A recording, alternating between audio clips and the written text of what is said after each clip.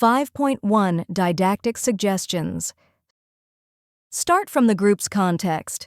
Begin with an exploration of their everyday environment, mobility habits, and personal experiences related to cycling.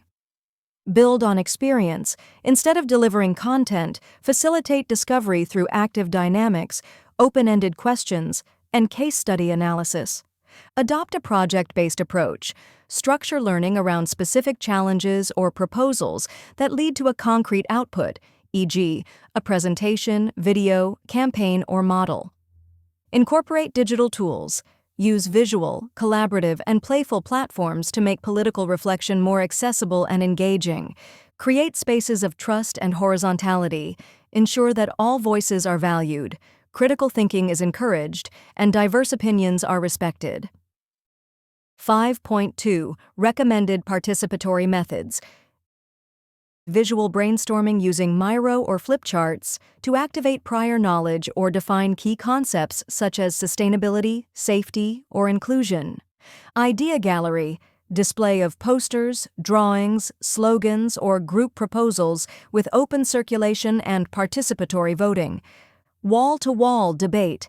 A physical activity where participants position themselves around the room based on their agreement or disagreement with provocative statements about cycling, followed by open discussion and argumentation. Collective mapping. Collaborative creation of maps of their local area, highlighting cycling routes, barriers, opportunities, and desired spaces. Role-playing techniques, simulating city council meetings, debates between stakeholders, or interviews with public officials to build empathy with different social actors. 5.3 Adapting to different youth profiles. Working with the European Declaration on Cycling in Youth Settings goes beyond simply sharing policy content. It involves generating processes of critical reflection, creative interpretation, and civic empowerment. In order to engage young people meaningfully, educators and youth workers must adopt a pedagogical approach that is responsive to their interests, languages, experiences, and social realities. A foundational principle is to start from the group's own context. Before introducing external concepts or policies, facilitators should encourage participants to explore their daily environments, mobility routines, and personal experiences with bicycles. This helps ground the learning process in something tangible and familiar. Building on experience rather than abstract content is key. Rather than lecturing, the facilitator should guide participants through discovery-based learning, using active methods like open-ended questions, case studies, and real-world observations that prompt inquiry and dialogue. Organizing the learning around concrete projects is another powerful strategy. When young people are invited to respond to challenges or design proposals, such as creating a local cycling campaign, mapping infrastructure, or simulating a public policy pitch, the process becomes more relevant and action-oriented. These projects can culminate in tangible outcomes, such as presentations, videos, models, or campaigns that enhance a sense of ownership and achievement. Digital tools can also play a central role in engaging youth. Platforms like Canva, Miro, Google Forms, or Padlet can be used to co-create visual materials, share ideas collaboratively, and gamify complex content. These technologies are often familiar to young people and can help bridge the gap between political language and youth expression, making reflection more dynamic, interactive, and accessible. Above all, facilitators must create safe, inclusive, and horizontal spaces where all voices are respected. Encouraging critical thinking, supporting emotional expression, and fostering a culture of listening are essential for meaningful learning. Participation should be designed in ways that honor diverse perspectives, and group dialogue should be valued over performance or correctness. To adapt the process to different youth profiles, several considerations are important. For groups with low educational experience or who feel disengaged from formal learning environments, it is best to incorporate more physical activities, games, outdoor exploration, and creative or narrative-based methods. These approaches lower barriers and make engagement feel fun, active, and inclusive. For young people already interested in activism or politics, the process can include more in-depth explorations of advocacy tools, public policy analysis, and strategies for citizen participation. These youth might be especially drawn to debates, campaign design, or simulations of civic negotiation, where they can test out their ideas and strengthen their agency. For more technically inclined or digitally skilled youth, facilitators can offer opportunities to work with digital platforms and data analysis. These participants might enjoy tasks like mapping infrastructure, evaluating local budgets, or designing policy recommendations using tools like Google My Maps, Trello, or collaborative spreadsheets. In groups with strong cultural or linguistic diversity, the emphasis should be on inclusivity in communication. This means relying more heavily on visual aids, videos, physical expression, and collaborative translation exercises. Activities should be designed to minimize language barriers and create multiple entry points for participation, regardless of verbal fluency. In all cases, the facilitator plays a central role in delivering content, but also in reading the energy and needs of the group, adjusting the pace of the sessions, holding emotional space, and ensuring that the learning process is both transformational and enjoyable. When this is done with care and creativity, the work around the declaration becomes a powerful tool for civic awakening, community building, and democratic imagination. Sixth conclusion. The training course held in France was not only a space for technical learning, but also a dynamic and transformative collective experience. It became a setting for intercultural exchange, mutual inspiration, and shared exploration of how cycling can serve as a catalyst for civic engagement and sustainable development. By working collaboratively on the European Declaration on Cycling, participants gained a clearer understanding of how high-level European policies can be brought down to the local level, translating abstract principles into concrete, actionable strategies that are relevant to the daily lives of young people. Throughout the course, participants developed key competencies in areas such as citizenship education, ecological awareness, political participation, and collaborative problem-solving. They practiced active listening, critical thinking, and creative communication while engaging in group analysis, simulations, and project-based activities. These experiences allowed them to internalize the tools and methodologies presented as practical resources to be adapted and applied within their own communities. A central learning outcome was the recognition of the bicycle as more than just a mode of transport. Participants identified it as a powerful and versatile vehicle for inclusion, empowerment, and social transformation.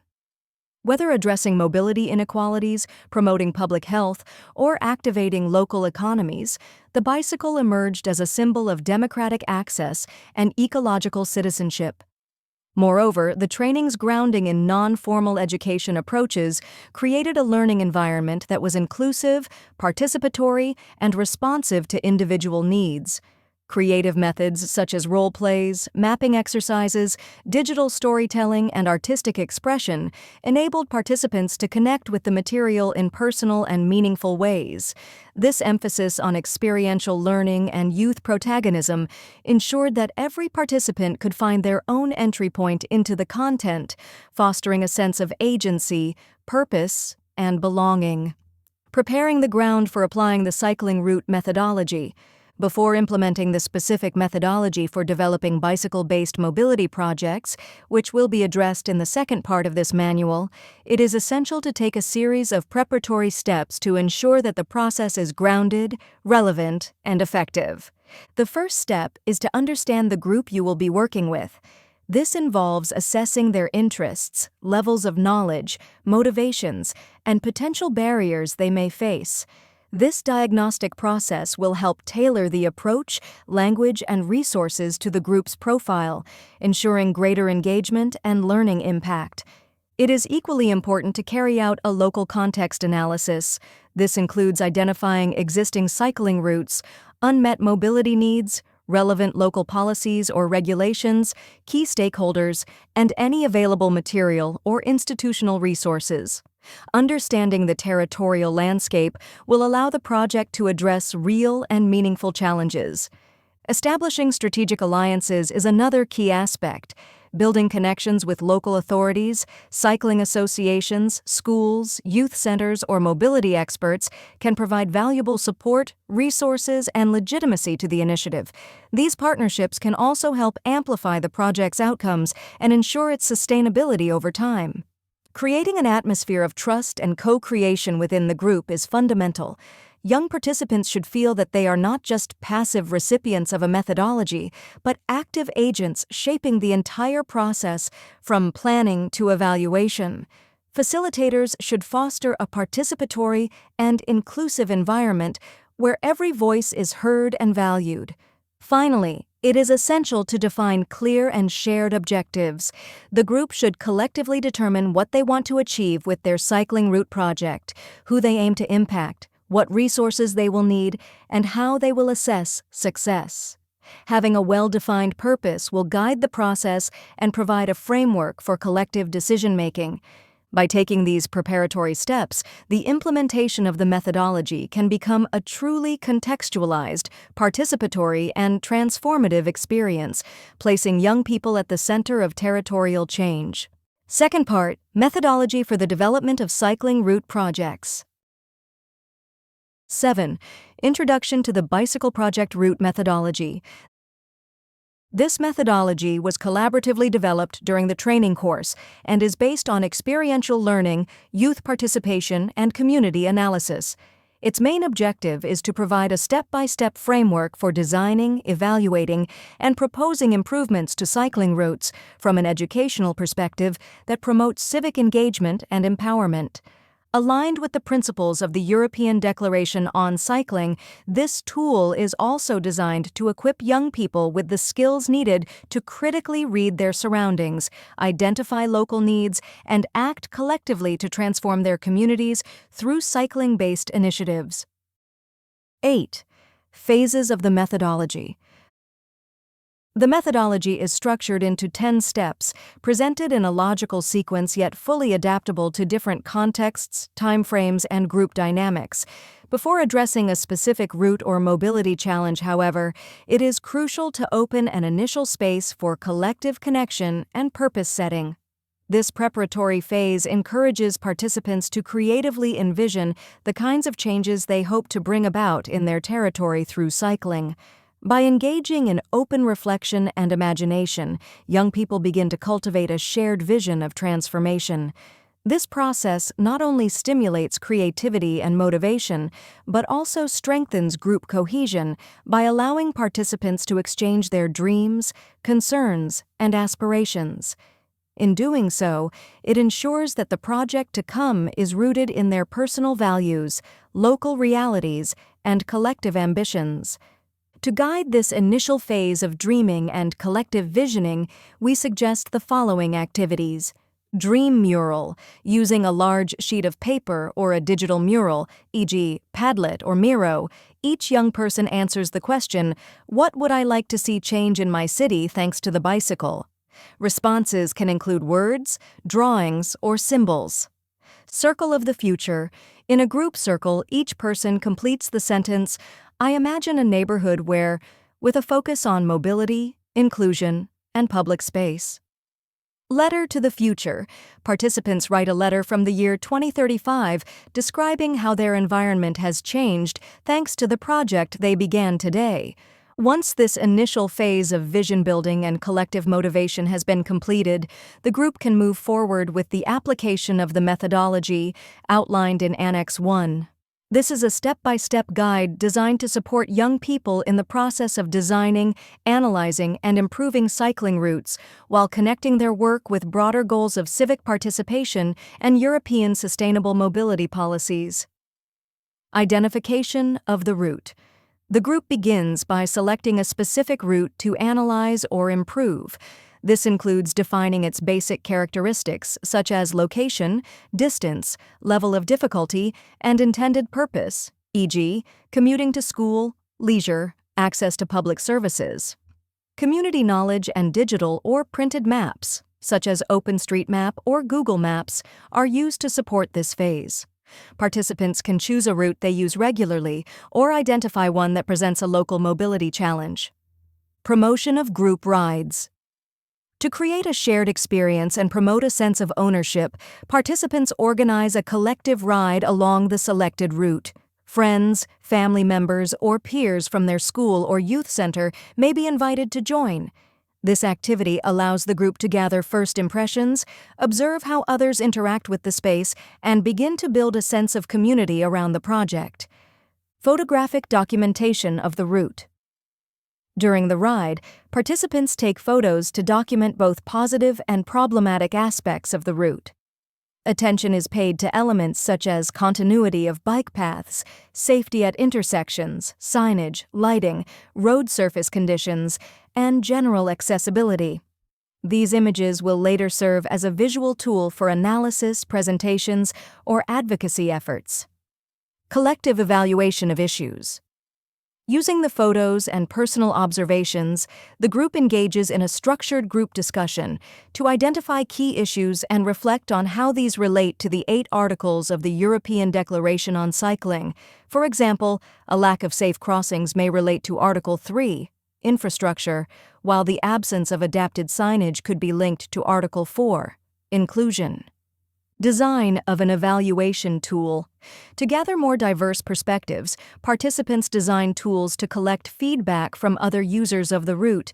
These may include printed or digital surveys, interviews, or QR codes posted along the route that link to online forms. The goal is to systematize community perceptions and identify recurring problems and needs. Collection of background information. Participants gather contextual information about the route, including its history, current state, and any plans for future improvements. They conduct a more detailed analysis through 4 thematic lenses: safety and accessibility for all users, connectivity with other routes and intermodal transport, e.g. buses, trains, infrastructure quality, available services and potential for tourism, environmental impact, links to local businesses, and green job opportunities.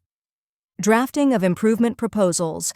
Based on the findings, the group formulates realistic and well-argued proposals to improve the route. These should be technically feasible, supported by evidence, and aligned with local or European policy frameworks, e.g., sustainable urban mobility plans, EU funding opportunities, accessibility standards. Proposals may include visual materials such as mock-ups or annotated maps. Planning meetings with authorities. Participants identify relevant institutional stakeholders, such as municipal mobility departments, local politicians, or transport agencies, and prepare for advocacy meetings. They organize their arguments, supporting materials, and speaking roles. This stage offers a valuable opportunity to practice civic dialogue and democratic participation. Post-meeting follow-up report. After the meetings, the group documents the outcomes. What commitments were made, what concerns were raised, and what potential follow-up actions were agreed upon. This report may be shared publicly or serve as the basis for future communication with authorities. Visibility campaign. Finally, the group organizes a public campaign to share their work, proposals, and redesigned route with the wider community. This may include digital storytelling via social media, infographics, posters in community spaces, events such as guided rides, or press releases for local media. The campaign aims to raise awareness, build support, and ensure the sustainability of the initiative.